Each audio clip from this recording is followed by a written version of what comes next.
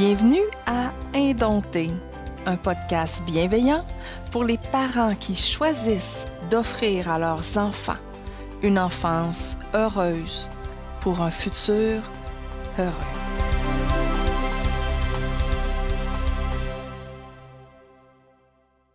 Stéphanie, aujourd'hui, on parle d'autonomie chez l'enfant. En fait, on a reçu un message, on l'a trouvé super intéressant, un message d'une maman qui nous parle d'autonomie. Et c'est ça, si vous avez des questions, vous pouvez nous envoyer ça, là, vous le savez. Là. Puis c'était le fun d'avoir une question, puis d'avoir l'opportunité de parler d'un sujet qu'on aime. On a sauté sur l'occasion. Fait qu'aujourd'hui, on va comme avoir deux genres de questions à laquelle on va répondre. C'est on fait quoi quand la bienveillance envers les enfants devient en conflit avec la bienveillance envers soi? Et la deuxième question, comment mettre en place concrètement des petits trucs pour favoriser l'autonomie chez les enfants dans la bienveillance? Ces questions-là sont dans son texte que tu vas lire, là, hein? Dans son message. Oui, c'est ça. Donc, je vais vous lire un extrait de son courriel. On nommera pas la personne parce qu'on n'a pas eu sa confirmation, mais je pense qu'on peut partager au moins la question. Donc, elle dit « Je trouve que mes garçons de 7 et 9 ans sont très peu autonomes au quotidien. Je ne parle pas de prendre des initiatives de fou, mais tu sais, un minimum de se prendre une petite collation dans la journée s'ils ont trop faim ou aller se chercher de l'eau s'ils ont soif. Des trucs de base, mais qui s'accumulent vraiment au quotidien si c'est une seule personne qui fait tout pour tout le monde. En unschooling bienveillance, on dit souvent que ces choses vont arriver naturellement quand ils seront prêts, mais que faire quand il devient évident que pour faire preuve de bienveillance envers soi-même, il faudrait en demander un minimum aux enfants. Je ne veux pas utiliser des chartes de récompense ou ce genre de trucs qui vont à l'encontre de mes valeurs. Yeah. Mais alors, quoi faire? Mais ça marche pas, hein, on va en parler tantôt. Ouais. Donc, elle dit, alors quoi faire? On fait quoi quand la bienveillance envers les enfants devient en conflit avec la bienveillance envers soi? Comment mettre en place concrètement des petits trucs pour favoriser l'autonomie chez les enfants dans la bienveillance? Et j'ai l'impression de mettre tellement d'énergie là-dessus sans voir de résultats. Je pense que je ne me prends pas comme il faut. Merci de m'avoir lu. Donc, tout de suite, là, en partant, moi, il y a des affaires qui m'accrochent, qui m'intéressent, là, m'accrochent pas dans le sens qui accroche sur l'attention. Là, mais ça me... J'ai plein d'expressions bizarres là, qui me viennent, là, ça me tire une cloche, des trucs de ma... OK, qui me parle, voilà, ça se dit mieux. Ouais. Donc, là, elle parle de comment mettre en place... Ouais, c'est ça, un petit peu, je vais retrouver son petit lieu. Comment mettre des petits trucs en place pour favoriser l'autonomie chez les enfants. Donc, il y avait ça, puis il y avait aussi, elle parle de résultats. Je mets beaucoup d'énergie, puis j'ai pas de résultats. Donc ça me parle. C'est quoi la première question, toi, la première affaire qui te vient, Julie, quand tu lis ça? Oh my God! Moi, en fait, là, quand je regarde ça, j'ai tendance à aller comme moi, je fonctionne d'habitude. Là. Quand la première chose que je fais, quand j'en prends conscience, là, parce que des fois, on est trop dans nos automatismes, là, mais quand je prends conscience de « Oh my God, je veux ça que mon enfant soit différent, fasse des choses », tout de suite, là, en partant, je vais automatiquement me poser la question « OK, pourquoi je pense ça? » Tu sais, je vais vraiment faire de l'introspection pour me demander de où ça me vient, ça. Mais est-ce que ça a toujours été comme ça pour toi, Julie? T'as-tu vécu ça, toi, ces questionnements-là, quand tes garçons étaient plus jeunes? Tu t'es posé ça comme question? C'est-tu naturel? Je sais que toi, tu t'es posé ce genre de trucs-là plus tôt que moi, là, avec tes enfants. Mais ça t'est venu comment, là, cette idée-là? As-tu des exemples concrets, là, qui est arrivé quand tes enfants étaient jeunes? En lien avec l'autonomie ou en lien avec juste le processus que je te parle là? Avec l'autonomie puis le processus après, là, tu sais. OK. Par rapport à l'autonomie, ce que je me souviens, c'est que quand on a commencé l'école maison, j'ai commencé à lire sur Maria Montessori. Puis là, elle montrait des moyens, dans le fond, que les enfants fassent leurs choses tout seuls. Y a-tu mieux que Maria Montessori pour ça? Ah oui. Fait que je pense que j'ai pas... j'avais comme déjà vu que c'était possible d'adapter l'environnement à l'enfant. Fait que je pense pas que j'ai eu des peurs de bien des choses, mais peur qu'ils soient pas autonomes, non. Peur que, des fois, mettons, je sais pas, moi, que plus vieux, ils soient pas capables de s'organiser tout seuls. Tu sais, je le dis en mes mots, là, à moi, là. Oui, des fois, mais c'est là que mon processus rentre en ligne de compte. OK, là, c'est-tu ton attente? C'est-tu ta peur? Tu sais, je sais qu'aussitôt que ça vient de moi, aussitôt que c'est une attente, aussitôt que c'est une peur, puis là, je n'ai écrit des peurs, là, tu sais, ils seront jamais capables de se débrouiller tout seuls, ils vont être paresseux. J'ai noté des choses que tu as dit toi aussi, là. Genre, des fois, on pense genre, je me sens comme une servante. Si moi, ça, c'était quelque chose de fort, ça, chez moi, parce que je l'ai entendu souvent chez nous, tu sais, je suis votre servante ici, puis avec beaucoup d'intensité, peur qu'on en fasse des enfants rois. C'est comme, je sais que quand tout ça, là, est en dedans de moi, là, c'est moi qui ai la responsabilité de ne pas imposer ces peurs-là à mes enfants. Oui. Ça ne veut pas dire que je ne vais pas changer des choses, mais ça m'appartient. Ouais, c'est quand même. Ce processus-là, je veux dire, moi, ça n'a pas été naturel. Il y a une affaire qui me vient, c'est quand on allait vers le unschooling, je me souviens, je fréquentais beaucoup le site de Sandra Dodd aux États-Unis. Là, oui. Elle a encore un site très actif si vous allez voir ses articles, c'est vraiment intéressant. Et je me souviens du tableau, parce que moi aussi, j'ai été la maman fatiguée. Parce que là, tu parles pas de peur, mais là, la personne qui nous écrit, elle parle qu'elle est fatiguée, qu'elle a l'impression justement d'en faire beaucoup là, pour ses enfants, puis probablement qu'elle aurait besoin d'une pause, elle aurait besoin d'aide. Moi, j'ai été cette maman-là, avec 4 enfants, 2 qui ont une maladie génétique, des médicaments donnés à tous les jours, des trucs comme ça. J'étais vraiment épuisée. Puis, il y a quelque chose qui m'a marqué sur le site de Sandra Dodd. C'est un tableau qu'elle a fait. Je pense qu'on va peut-être pouvoir le partager dans les liens tantôt parce qu'il existe encore. Elle avait fait un tableau sous forme de graphique. Donc, d'un côté, on mettait... je ne sais pas comment ça s'appelle, ce graphique-là, Julie, je ne sais pas si tu t'en souviens, parce que là, il n'y a pas d'image. Je ne sais pas, mais imaginez une page 8,5-11 à la verticale, une ligne qui part du coin en haut à gauche, qui s'en va en bas à droite, puis c'est séparé, ça fait comme 2 triangles. Le premier triangle, c'est le temps, il est marqué Kid Time, puis l'autre est marqué Mom Time. C'est ça. Fait que plus, dans ce graphique-là, on voyait que plus l'enfant il est jeune et plus le mom time était très faible. Hein? Je veux dire, un nouveau-né veut pas. Là, la maman a beaucoup de temps à mettre là-dessus, surtout son allaitte. Sinon, c'est partagé avec le conjoint ou la conjointe. Et plus l'enfant vieillit et plus la maman va avoir du temps.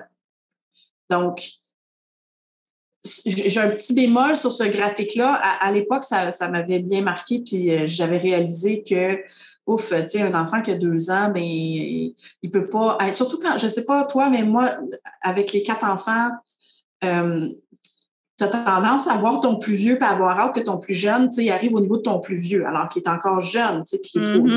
On a des fois des attentes peut-être un petit peu plus élevées pour les plus jeunes, là.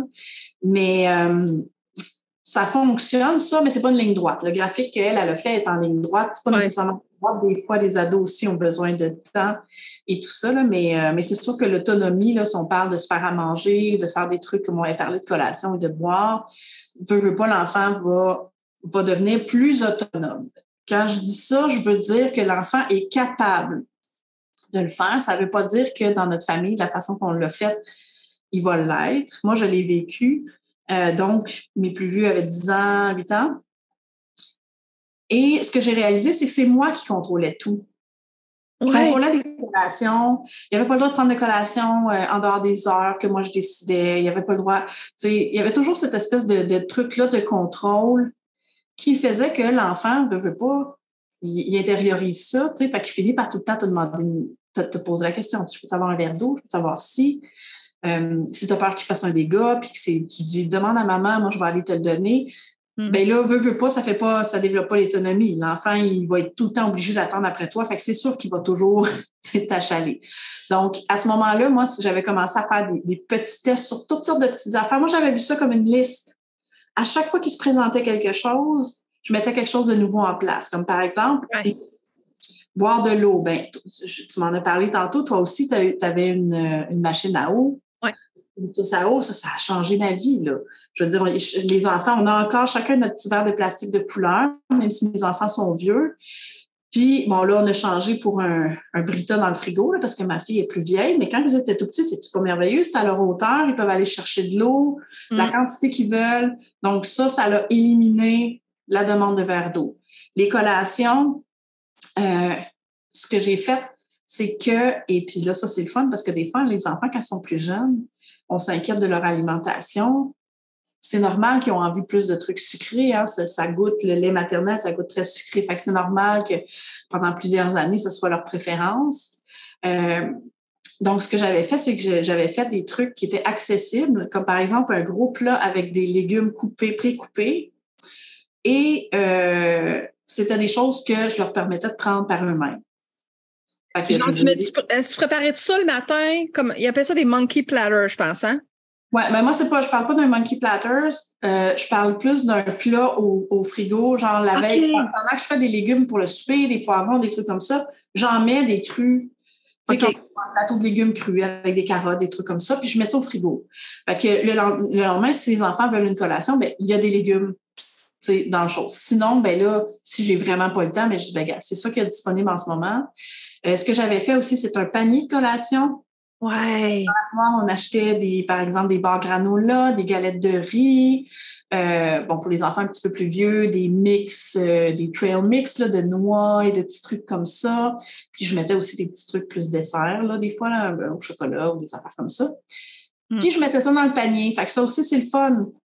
Je veux dire, l'enfant, c'est comme, tu peux t'en prendre un ou deux, ou je sais pas la quantité, là, mais tu as le droit à ça. Nous, on partageait pas selon la quantité qu'on jugeait correcte pour l'enfant, mais genre, si on achetait une boîte de 12, ben on se dit, regarde, on en a 2 chacun dans la famille. Nous autres, ça a toujours fonctionné égal de même, puis après ça, on les donne. Moi, je ne le veux pas, je te le donne. Bon.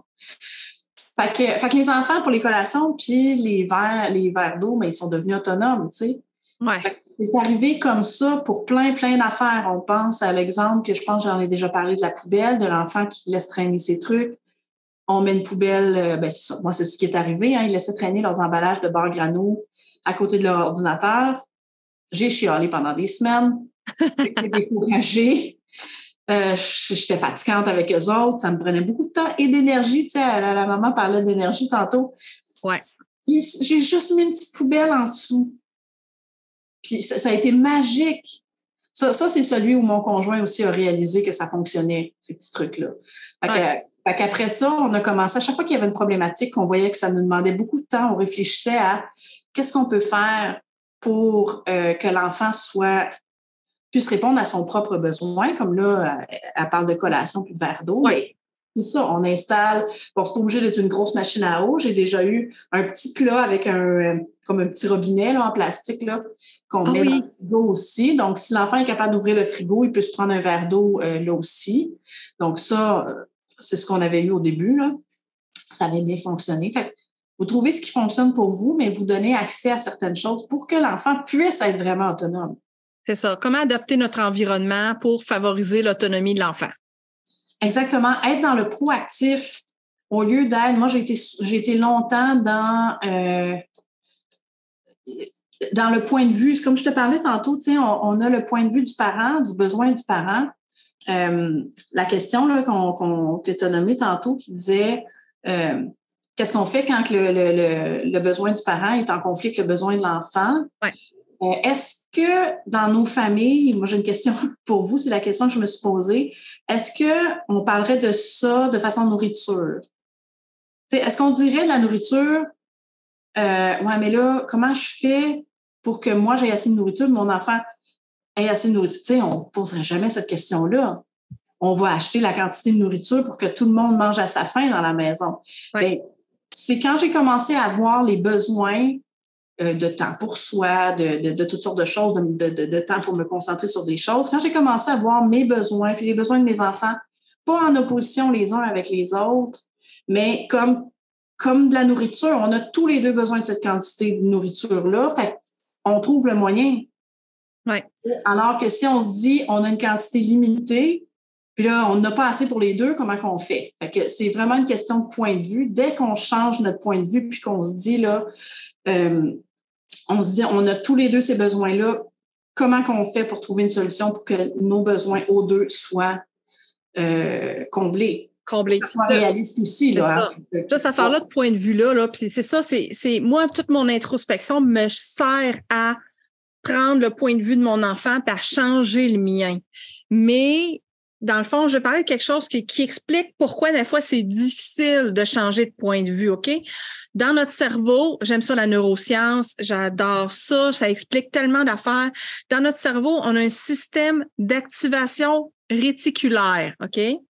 Ça, quelque part à la base du cerveau, ça s'appelle SAR en petits mots, là.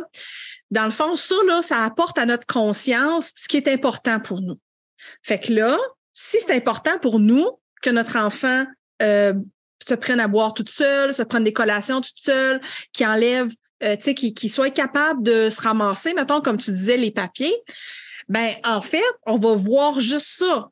Parce que, dans le fond, ça, c'est des croyances, c'est une perception qu'on a, puis notre SAR, il fait en sorte de focusser là-dessus. Parce qu'il y a des émotions aussi qui viennent avec ça. Tu sais, quand on pense à toutes les croyances puis les peurs qui sont en dessous de ça que je parlais tantôt, bien, ces émotions-là servent à filtrer, un peu pareil comme un... attends, c'est pas, je l'avais écrit ça, je trouve ça tellement... un peu pareil comme un... anyway, je l'ai pas écrit. Je me souviens plus où j'ai mis ça. Mais... dans le fond, c'est comme une lampe de poche. Ma lampe de poche a dit « Mes enfants sont pas capables de se prendre à boire tout seuls, sont pas capables de se prendre des collations tout seuls. » Puis notre lampe de poche, elle focus tellement là-dessus qu'elle voit juste ça. OK, oui, je comprends. OK, attends. Tu comprends? Je le reformule dans mes mots pour être certaine là, que je comprends ce que tu dis. C'est comme un enfant qui ramasse pas son papier. C'est comme si moi, dans le fond, dans ma tête, je me disais... l'enfant, il est paresseux, l'enfant, il est pas correct, l'enfant, il fait ça. C'est ta lampe de poche. Fait que c'est ça, OK. Fait que moi, je focus là-dessus, donc je focus pas sur les solutions.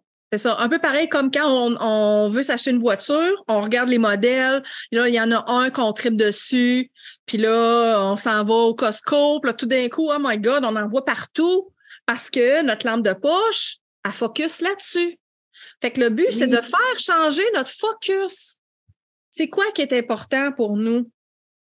Ben, on veut voir les moments qui sont autonomes. Il faut focusser là-dessus, les moments où ils sont déjà autonomes. Ben, ça vient de me faire penser à un exemple que André Stern avait donné à la conférence qu'il a donnée. C'était au congrès de l'éducation. Comment ça s'appelle? C'est Édith Laflamme là, qui avait organisé ça à Montréal. Écologie de l'enfance. Écologie de l'enfance. Donc, le premier congrès qu'il y avait eu. Puis André Stern nous avait fait faire l'exercice qui est basé sur la neuroscience. Il nous avait fait fermer les yeux dans la salle. Je l'ai déjà raconté, mais je vous le raconte pour ceux qui l'ont pas écouté. Donc, il nous a tous fait fermer les yeux. Il nous a demandé, avant de fermer les yeux, il nous a demandé de regarder autour de nous, puis il nous a dit, essayez de retenir le plus d'objets possibles qui sont bleus dans la pièce. Ouais. Il nous a donné quelques minutes, puis là, il disait, essayez de vous en rappeler le plus possible pour savoir combien vous allez vous en souvenir par après. Fait que là, il nous a fait fermer les yeux, et puis là, il nous a dit, nommez-moi le plus d'items rouges qu'il y a dans la pièce. Exact. Donc là, c'est sûr qu'on a ri parce que personne ne pouvait se souvenir d'un seul objet rouge parce on s'était concentré sur le bleu. C'est ça, donc, la lampe de poche était en fonction bleue. Exactement. Comment faire pour la faire changer en fonction rouge? Fait que le cerveau, là, c'est ça que ça dit, là, ce SAR-là, cette partie-là de notre cerveau, il va focusser sur les choses qu'on choisit puis sur nos croyances. Fait que si nos croyances puis nos pensées, c'est « j'ai tellement peur que mes enfants ne soient pas capables de se débrouiller toutes seules » ou « je suis tellement fatiguée », puis ça n'enlève pas le fait qu'on est fatigué. « Je suis tellement fatiguée, j'ai jamais de temps pour moi ». On focus tellement là-dessus que les moments où on a du temps, les moments où nos enfants sont autonomes, ils passent d'un crack, puis on les voit pas, puis on reste dans cette énergie-là. Là. Non, mais c'est intéressant ce que tu dis parce que justement, je suis une nouvelle étudiante en psychologie sociale, puis j'entame un chapitre sur la cognition sociale et c'est exactement puis je voulais juste rajouter aussi que moi, je suis en train d'étudier qu'on a ce genre de croyances-là qui sont subliminales. Donc, ça se peut qu'il y ait des croyances qu'on a puis on ne le réalise pas. puis qui a quand même été imprégné, tu sais, et donc qui nous donne des automatismes. Puis c'est tellement fort que ça peut même jouer dans notre corps, là. Donc c'est vraiment, vraiment intéressant de se poser la question, là. Ouais, c'est ça. De se poser la question sur elle vient d'où notre réaction, là? C'est ça. Puis c'est pour ça que je fais de l'introspection. C'est pour faire monter à la conscience des croyances ou des peurs, des pensées, des genres de vérités. Parce que tant que tu le sais pas, ben tu peux comme pas, t'as pas de pouvoir dessus, tu sais. Fait que le but, c'est, oui, de changer nos croyances, de faire en sorte qu'ils deviennent moins vrais. C'est pour ça que je tripe sur le EFT. Mais c'est aussi changer le focus de notre attention. En essayant d'avoir une émotion qui vient avec. Un peu pareil comme quand on va acheter une voiture, on est comme, oh, j'ai hâte, on regarde ça, puis tu sais, comme on est comme pompé, là. Ben, c'est ça, c'est de, OK, bon, comment je pourrais faire ça? Puis, focusser mon attention sur l'autonomie de mes enfants. Comme, oh, je vais me prendre un cahier de notes, je vais écrire ça là-dedans. À chaque fois que je vais voir mon enfant qui fait quelque chose d'autonome, je prends une photo, puis dans mon appareil, dans mon téléphone, j'écris en gros ce qu'il faisait par-dessus la photo. Tu sais, comme, quel moyen pour voir, pour changer le focus et maudit, c'est-tu plate quand ça fait ça? Il y a 2 idées qui rentrent en même temps, tu veux les dire, tu ne veux pas les dire, puis là, tu perds l'autre! Téléphone, je me souviens plus. Tant pis. Je voulais elle va peut-être revenir, Julie. En attendant, je voulais juste dire aussi que peut-être dans nos croyances, moi, en tout cas, il y avait la croyance de la famille. Je dis la famille parfaite, là, elle peut être différente pour chacune d'entre nous, là, la famille parfaite, mais on a quand même cette image-là, on a tous été éduqués dans la même société, hein, qui valorise beaucoup la famille typique, les enfants qui vont à l'école, qui font des tâches ménagères. Et souvent, on voit l'autonomie des enfants. En fait, le système nous demande que nos enfants soient autonomes selon les étapes de l'école. Beaucoup, oui. Hein? On veut que l'enfant soit propre à la garderie, on veut que l'enfant surtout soit propre à la maternelle, parce que là, on ne peut pas envisager un enfant qui n'est pas... bon, c'est sûr que rendu à 5 ans, mais bon, anyway, une prématernelle ou je ne sais pas quoi. Puis après ça, on veut que l'enfant soit capable d'écrire hein, tout de suite en première année parce que tout le programme est conçu avec des cahiers puis que l'enfant soit autonome à écrire. Fait que souvent, dans notre tête, c'est ancré puis on voit l'autonomie. Moi, je me souviens, mes enfants, je me souviens que les plus vieux, ils ne savaient pas lire une horloge à aiguille. Ouais. J'avais 10-12 ans, là. Ouais, pareil pour moi. Puis là, j'ai vu du monde qui était comme choqué, puis disaient, mais là, c'est de la base, ils apprennent ça en maternelle. Non, mais ils n'en ont pas besoin en ce moment dans leur vie. Je veux dire, ils vivent à la maison, on fait l'école maison, on est en communauté d'école maison. Ils n'ont pas besoin de voir l'heure puis de savoir à quelle heure est la récréation, puis à quelle heure il faut qu'ils reviennent devant la porte pour revenir dans la classe, tu sais. Donc, mais ils l'ont appris par après quand ils en ont eu besoin, tu sais. Ça a été la même chose avec se lever à l'heure. Ça aussi, c'est une autre chose que les parents se posent souvent comme question. Oui, mais là, mes enfants, s'ils se lèvent à l'heure qu'ils veulent, ils n'apprendront pas à se lever à l'heure pour aller à leur travail. Ça n'a pas de bon sens. Quand ils pensent comme il faut, c'est uniquement une question de comparaison avec le système scolaire. On veut que les enfants soient capables de se lever le matin pour aller à l'école à l'heure, prendre l'autobus à temps. Puis on veut donc qu'ils aient la bonne quantité de sommeil et donc il faut qu'ils se couchent à telle heure. Fait que ça aussi, c'est tous des trucs, l'heure du coucher, les quantités de nourriture, c'est toutes des affaires qu'on se base souvent sur la famille parfaite, l'idéal parfait de ce que la société montre partout, dans les films, dans les séries télé, dans les dessins animés, dans les maudites histoires pour enfants plates avec des affaires d'école. Il y en a-tu des maudites histoires plates? Des livres, beaucoup de livres aussi qui mettent de l'avant certains éléments là, de cette famille parfaite que tu... C'est toujours basé sur En passant, vous pouvez aller voir les livres de Marie-Noël Marino, hein, parce qu'elle, c'est pas des affaires clichés. Il n'y aura pas ce genre d'affaires-là dedans. Et mes enfants ont aimé son livre La clique des alphas parce que ça parle d'ordinateur puis c'est rare. Là. Anyway, donc petite parenthèse. Blog ici pour. Oui, on n'est même pas sponsorisé, là. C'est juste non. Donc, c'est ça. C'est en se défaisant de l'image de la famille parfaite, en se disant, c'est pas que c'est tout mauvais, là, mais en se disant, mon enfant en ce moment, y a-tu vraiment besoin de se lever à telle heure? Y a-tu vraiment besoin d'être capable de faire telle chose? Hey, je me souviens, Julie, là, d'avoir vu un mot, tu sais, les petits brochures du CLSC qui viennent te porter chez vous là, quand ton enfant il a 5 ans, puis 4 ans, puis je sais pas si tu as eu ça, toi, mais nous, on a eu ça. Ça fait des années, là. J'ai pas eu ça pour les 2 plus jeunes, mais les 2 plus vieux, ils donnaient encore des brochures, puis le petit livre, là, Mieux vivre avec son enfant. Écoute, là, il disait qu'à 5 ans, il fallait que l'enfant soit capable de marcher un coin de rue pour aller à la maison d'un ami puis de revenir à l'heure. Bien, ça, c'était directement lié. J'en avais parlé avec l'infirmière. On avait un suivi à ce moment-là. Puis elle nous a dit, oui, mais c'est parce que l'école commence là, à 5-6 ans. Fait qu'il faut que l'enfant soit capable d'aller sur le coin de la rue, prendre l'autobus, puis revenir. Fait que, tu sais, dans le fond, on presse l'enfant dans le petit carré, là, dans le petit trou carré de l'école. C'est pas un besoin de l'enfant. C'est pas basé sur le besoin de l'enfant, c'est le développement de l'enfant. C'est ça, c'est un besoin du système. C'est pour ça que ça va mal, parce qu'il n'y a pas d'individu qui est pareil. Tu sais, un enfant, j'en ai eu qui était propre qui a marché, mettons, à 9 mois, puis l'autre à 18 mois, puis il y en a un qui a été propre super rapidement, puis l'autre presque à 4 ans. Fait que c'est ça, 2-3 ans de différence. L'école ne le permet pas, mais nous, à la maison, on a du jeu, mais bon, c'est ça. Il faut nous se défaire de cette image-là. Puis il faut aussi. Mais je pense que quand nous-mêmes, on intègre ça, puis on réalise vraiment que c'est le besoin de l'enfant qui prime, on va être plus capable de le défendre auprès de notre famille. Parce que c'est sûr que si la famille vient chez vous, puis tu sais, ton enfant. Ton ado, il se lève à 2 heures de l'après-midi, mais il y en a qui vont chialer, ils vont dire qu'il est paresseux. Là. C'est ça. Mais de là à faire la recherche pour, justement, sortir de ces genres de vérités-là que la société a. Là.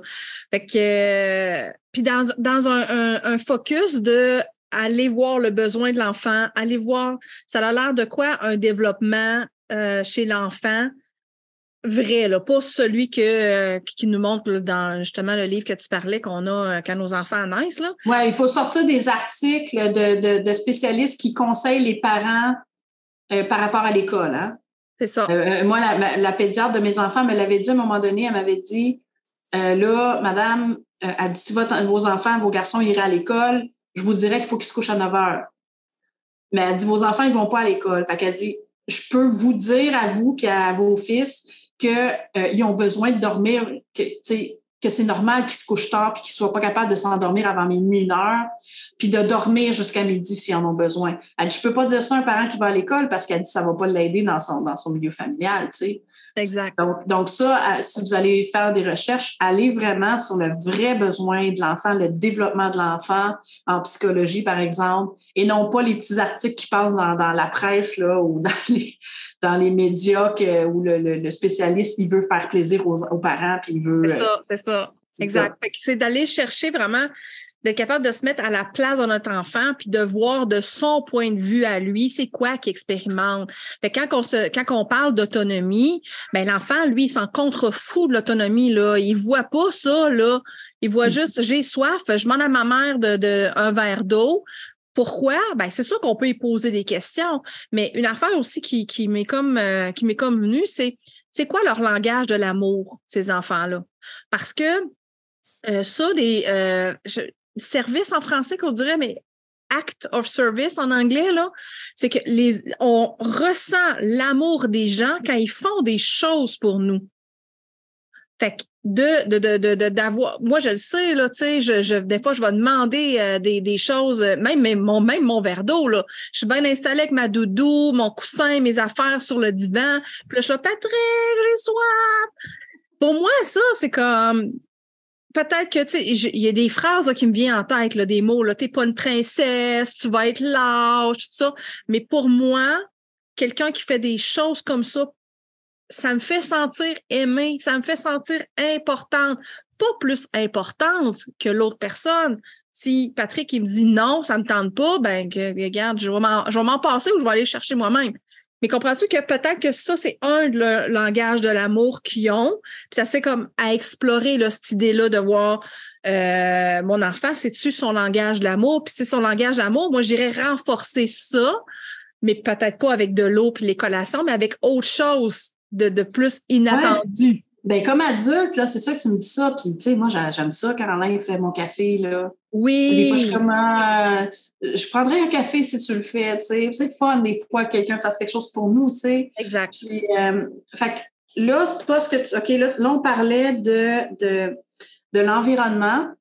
Donc, Ouais. est-ce que l'enfant il est capable de se prendre un verre d'eau tout seul ou est-ce que c'est compliqué et que ça va faire des dégâts et tout ça? Ou est-ce qu'il y a quelque chose en place? Est-ce qu'il peut se prendre des collations? Donc, l'environnement, est-ce qu'il est adapté à l'autonomie de l'enfant puis à ses besoins? Là, tu viens de nommer une deuxième raison, ce serait, moi aussi, mes Langage idées. de l'amour. Langage de l'amour, c'est ça. Est-ce que l'enfant, c'est simplement un échange? Est-ce qu'il a vu le parent aussi demander ça, demander ça à son conjoint, à sa conjointe? Pourrais-tu m'amener ça? Pourrais-tu m'amener une petite collation? Tu me faire couler un bain? Fait que c'est peut-être ça. Puis là, moi, j'en ai un troisième qui me vient en t'écoutant. C'était, est-ce que l'enfant il a besoin d'attention?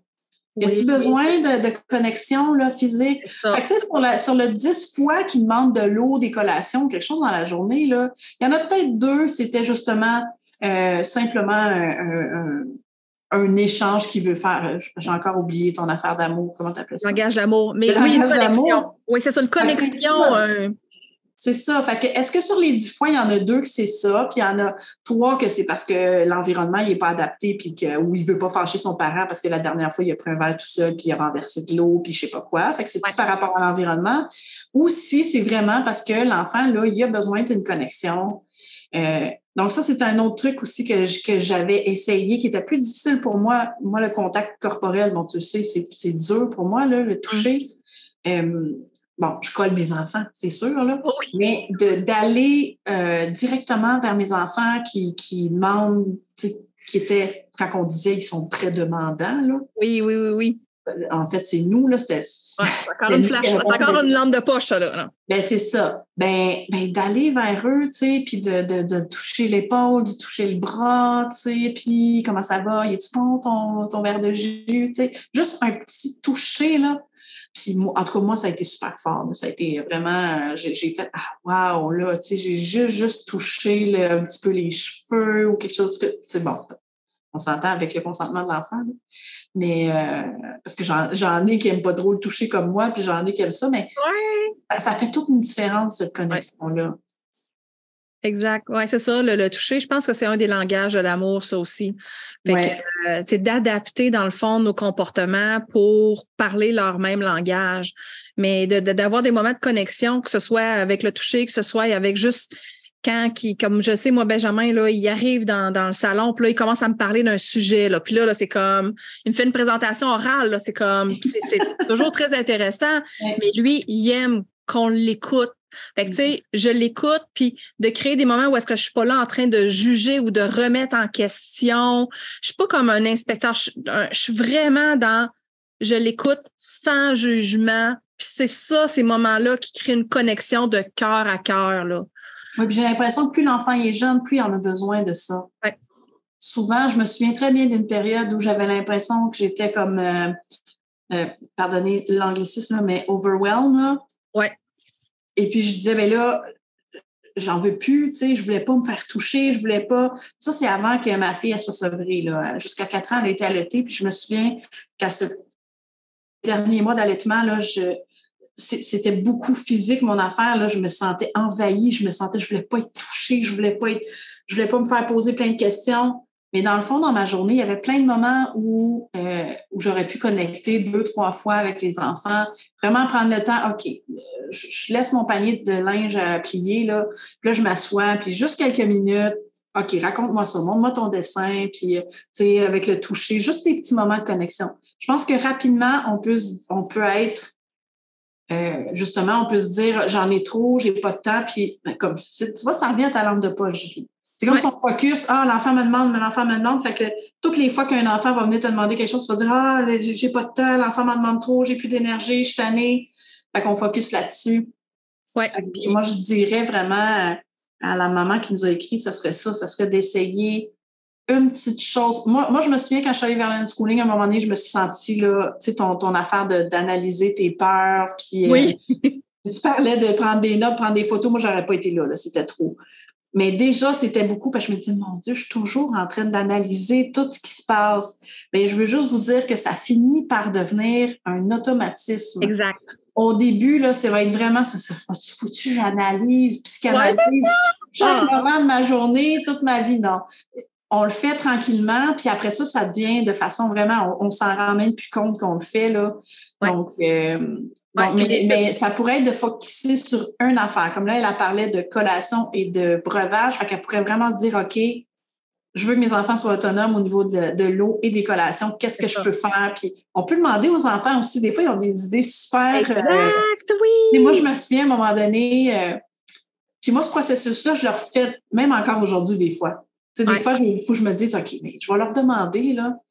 Puis je me souviens qu'à un moment donné, ma fille, elle mangeait... je trouvais qu'elle mangeait pas assez de fruits. Puis elle m'a dit qu'elle aimerait ça en popsicle. Il y a eu une période où on faisait comme des smoothies, là, juste sucrés avec les fruits naturels. Ouais. Puis on mettait ça en popsicle, puis là, je disais, il en mangeait en maudit, là. Fait que des fois, on mettait un petit peu d'épinards, puis de trucs comme ça. C'est ça. Fait que des fois, c'est ça. Ils viennent avec des idées très créatives. Exactement. Puis tantôt, là, je veux rebondir sur quelque chose. Tu as dit que des fois, on a la perception que les enfants sont très demandants, qu'ils n'arrêtent pas de demander des choses, puis on est overwhelmed. Moi, ma question, c'est où est-ce que dans ma vie, j'ai vécu ça dans une relation? Où est-ce qu'on me demande des choses, on me demande des choses? Je sais pas, toi, là, comment tu répondrais à ça, mais moi, je sais que quand j'étais enfant, mes parents avaient beaucoup d'attentes. Et ils me demandaient et m'obligeaient à faire des choses et j'avais beaucoup de demandes. Tu sais, comme mes parents me gossent, les parents sont tannants. Tu sais, quand on est à l'adolescence, là, puis on a ce genre de phrases-là, ben, c'est ça, tu sais, c'est comme... Ça nous vient nous déclencher, nous trigger parce qu'on a déjà vécu ça. On a déjà vécu le poids émotionnel qui vient avec le fait d'être toujours dérangé dans ta bulle pour te faire demander de faire des choses. Fait que je joue, j'ai du fun avec ma Barbie, puis là, tout d'un coup, ben là, je l'ai ramassé tes jouets en haut. Puis là, pourquoi t'as tout mis ce bordel-là? Maudit les enfants! Comprends-tu? Il y a un poids émotionnel, là. Ouais, moi, je dirais, dans mon enfance, c'était pas tant les demandes, parce que nous autres, ils voulaient pas qu'on les dérange, il fallait pas les déranger. C'était probablement plutôt le fait de me dire, quand je vais être adulte, moi, je vais avoir la paix. Parce que eux, c'est ce qu'ils nous demandaient. Là. On ne pouvait pas demander rien à mes parents. C'était arrange-toi, ou on est occupé, ou on est en train de jaser, va-t'en. Il fallait pas faire de bruit, il fallait pas. Donc, je pense que ça se peut que moi, de mon côté, ça soit ça. J'ai intégré le fait que, OK, quand je vais être adulte, moi aussi, je vais être occupée, puis je vais avoir mes affaires. Fait que je veux pas me faire achaler, puis je vais pouvoir dire, moi aussi, OK, achalez-moi pas, c'est important, mon temps est important. Donc ça a pu jouer ça au niveau du processus. Exactement, c'est ça. Des fois, ça remonte de vraiment loin, notre bullshit, comme j'aime dire, là. Ouais. Ah oui, l'affaire, j'aurais aimé ça dire aussi, c'est que, je le dis tout le temps, c'est temporaire. Puis le diagramme là, de Sandra Dodd dit ça aussi, là. C'est comme, c'est temporaire en ce moment. Ce que je vis avec mes enfants, c'est sûr que ça va changer. Ça m'aide à... Oui, puis il y a des processus qui vont se faire de façon naturelle. Moi, que j'aurais jamais pensé. Par exemple, mes enfants, chacun leur tour, là, j'en ai 4. Là, il y a 22, 18, 13, puis ma fille de 11 ans. Ils ont tous eu, à un moment ou à un autre, demandé un cadran pour se réveiller à telle heure. Ouais. Ça m'a vraiment, ça m'avait surprise parce que tellement de gens qui disaient les enfants sont jamais capables de gérer leur propre horaire, et etc., etc. Ben, moi, ils l'ont tous fait.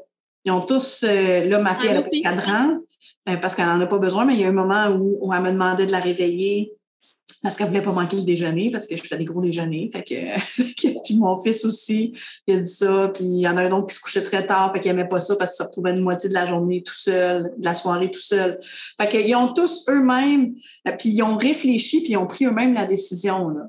Fait que ça, c'est le fun. Fait que c'est vraiment quelque chose, je pense qu'il y a certaines affaires, puis l'autonomie, c'en est une, que de façon naturelle, l'enfant, il va vouloir avoir son autonomie. Il va vouloir ils sont contents, les enfants, là, quand ils sont capables de se faire des super sandwichs puis toutes sortes de repas, là, tu sais.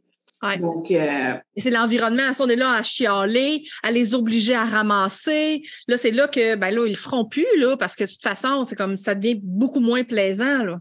Ben oui, et puis comme la nourriture, moi, je leur ai tout demandé à un moment donné. Moi, j'étais fatiguée à un moment donné. Ben, l'année passée, j'ai commencé ça. Puis j'ai dit, OK, là, un soir, les 2 plus jeunes, vous faites le souper, puis les 2 plus vieux, vous faites le souper l'autre soir. Fait que, mais j'en ai 2 des enfants qui cuisinent déjà beaucoup, là, mais les 2 autres, je dis, là, je veux qu'ils soient capables. OK, c'est comme ça que tu as divisé ça, là. Ouais, moi, parce que c'est ma plus jeune puis mon plus vieux qui cuisine. Fait que j'en ai matché un qui cuisine pas avec l'autre. Je leur ai dit, vous allez faire ça ensemble. Puis, mais tu sais, je leur ai dit ça comme ça, mais c'est pas... t'es pas obligé. C'était comme non, puis... non, c'est ça. Mais ils ont tous été... ben, regarde, on a découvert que mon fils David, qui cuisine pas beaucoup, ben, il nous a fait une super bûche de gâteau et crème glacée. Mm-hmm. Non, pas crème glacée, mais style bûche de Noël. Là. Ouais. Puis il est tout à fait capable de cuisiner, tu sais. Fait que c'est ça. Des fois, c'est ça, c'est de discuter puis de séparer les affaires. Ou une idée que j'ai vue une fois sur un forum, ça dépend un peu de la famille, là, mais de dire à l'enfant, OK, aujourd'hui, là, c'est toi qui vas me servir ce que je veux. Fait que là, toute la journée, j'avais vu, la famille disait, OK, là, c'est les parents, aujourd'hui, on vous demande. Fait que là, je vais avoir un verre d'eau, je vais avoir une collation, quand est-ce qu'on mange? Puis il y avait eu ce jeu de rôle-là, tu sais. Puis là, c'est ça, c'est sûr, ça dépend, il faut que l'enfant veuille participer. Mais dans l'exemple que je te parle, la famille, les enfants avaient trippé, là, puis ils avaient envoyé les parents dans leur chambre, puis ils avaient fait toutes sortes d'affaires, puis ils ont ri, là, tu sais, ils se sont amusés, là. Fait que ça aussi, ça peut être une autre façon de dire aux enfants, regardez. Mais bon, j'essaierai les autres affaires avant, là. Ouais. L'environnement et tout ça. Puis, mais entre autres, c'est des choses qui peuvent. Nous, chez nous, on utilise souvent l'humour pour. Oui, l'humour, parce que ça vient avec le plaisir. Oui, exactement. Puis aussi, des fois, dans le concret, quand on leur explique quelque chose, ben c'est pas tout à fait concret pour eux autres. Fait que quand on fait une expérience, les enfants plus réaliser qu'est-ce que ça fait, là. Tout à fait. Un dernier point que j'ai écrit que je trouve intéressant aussi, c'est d'être authentique avec nos enfants. Fait qu'une journée où je suis super fatiguée, puis que ça va pas pantoute mon affaire, puis que Léo me demande, veux-tu faire mon café, maman? Parce que ça, c'est quelque chose que lui, il aime, hein? Encore un act of service, là. Si je suis super fatiguée, là, je vais lui dire, mais je vais pas lui dire, Caroline, mais t'es donc bien tannant, comme tu le vois pas que je suis fatiguée. Non, je vais dire, amour, je suis fatiguée aujourd'hui, j'aimerais ça te le faire, mais ça me tente vraiment pas. C'est comme juste d'être authentique pour que nos enfants voient, puis nous voient dans nos émotions sans leur faire porter le poids de nos émotions. Peut-être rassurer l'enfant, surtout s'il est jeune, tu sais, mais je vais être correct, amour, inquiète-toi pas pour moi, là. Mais ça va faire en sorte que l'enfant va créer ces connexions-là aussi d'empathie, là. En plus, bonus. Oui, bonus, mais aussi, je voulais dire, je veux rajouter que si on veut que l'enfant soit autonome, il faut aussi qu'on montre l'exemple. Donc là, c'est sûr, dans un cas où ça se passe pas bien, où le parent, il se sent déjà comme envahi, s'il se met à dire à tous les jours, tu sais, qu'il est fatigué, ben là, l'enfant, il va apprendre que son parent est fatigué et il n'est pas disponible. Il va stresser aussi, l'enfant va commencer à être inquiet. C'est là. ça. Fait que moi, j'irais d'abord avec, tu sais, ma fameuse phrase, offrir plutôt que limiter, là. Fait que j'essayerais plutôt, au départ, parce que ce que tu parles, je pense que ça vient un peu plus tôt. Mais là, je pense qu'on parlait d'enfants de 7-10 ans, c'est quand même assez vieux pour comprendre. Ouais. Mais j'irais avec, OK, demain, juste pour le fun, j'essaye de pas me plaindre, ni dans ma tête, là, pas devant les enfants, OK, je vais aller te chercher ton verre d'eau. Moi, j'avais fait ça pour le ménage. J'avais pas chialé, j'avais ramassé les assiettes, les verres pendant quelques jours, puis j'avais fait, la maison est propre, j'ai pas chialé contre les enfants, on n'a pas perdu de temps en énergie. Mm-hmm. Mais c'est ça. Il a fallu que je me sorte, par exemple, de la croyance de je suis la servante, là. Mais c'est ça. Exact. Ah oui, puis je trouve ça important aussi que si on est pogné dans des pensées de je suis fatiguée, rien va plus, je suis tellement écœurée de tout, tu sais, il y a une raison pourquoi, là, on en a déjà parlé, là, je pense dans l'épisode Trigger et Glimmer qu'on en a déjà parlé de ça, là, mais de savoir que c'est notre responsabilité, puis de se mettre en mode genre, qu'est-ce qui ferait en sorte que je pourrais faire pour moi qui va changer mon énergie? Parce que ça aussi, ça va aider. On amène notre énergie dans notre relation avec nos enfants. Fait que Je pense que ça, c'est des pistes comme à explorer, là, qu'on va peut-être pas nommer tout aujourd'hui. Là. On en fera un autre si vous voulez, mais là, je trouvais que c'est important aussi de s'aider, de s'aimer, de prendre soin de soi, mais pas au détriment de répondre aux besoins des enfants, mais plus qu'ils vieillissent, plus qu'on a du temps puis de l'énergie pour faire ça. Mais tu sais, c'est comme... Exactement. Fait qu'en conclusion, là, dans le fond, je dirais... Conclu. Pour récapituler aussi un petit peu, là, donc on pense à d'où viennent nos peurs, nos croyances, nos réactions. On essaie de voir les besoins et les besoins de nos enfants comme étant pas des trucs en compétition, mais les deux doivent être comblés. On essaie de sortir l'image de la famille parfaite, mais on regarde plutôt le besoin de chaque individu dans la famille, chaque enfant. On regarde aussi l'autonomie à long terme. On n'a pas beaucoup parlé, mais je veux dire, on a parlé de mon histoire de cadran. À un moment donné, ça va venir. Ouais. On regarde le développement de l'enfant, puis on regarde l'environnement de l'enfant pour essayer de régler des petites affaires, des petits problèmes un à un. Puis on regarde aussi le besoin de l'enfant, comme on a parlé tantôt de langage de l'amour. Langage de l'amour, le besoin d'attention, de connexion, ou c'est ça, au niveau de l'environnement. Donc, puis là, on a nommé plein de choses à essayer. Ouais. Essayez-les en une affaire à la fois. Moi, c'est ce que j'avais fait, là. Puis si jamais vous l'essayez, j'aimerais vraiment que vous nous écriviez pour nous partager là, comment ça a fonctionné pour vous. Oui, ça serait chouette, ça. Ouais. Génial. Hey, merci beaucoup, Stéphanie, encore pour cette belle jasette. Puis merci à la personne qui nous a écrit parce que c'est vraiment le fun. Merci. On aime ça, les questions. Si vous en avez d'autres, shootez-les. Oui, en bon québécois. En bon québécois. OK, merci. Bye. Bye. C'est déjà tout pour aujourd'hui. On espère que ça vous a plu. Merci tellement beaucoup de nous écouter. Si vous avez des questions, des commentaires ou des suggestions, n'hésitez pas à nous écrire. Toutes nos informations et les différents moyens d'entrer en contact avec nous sont dans la bande info de l'épisode.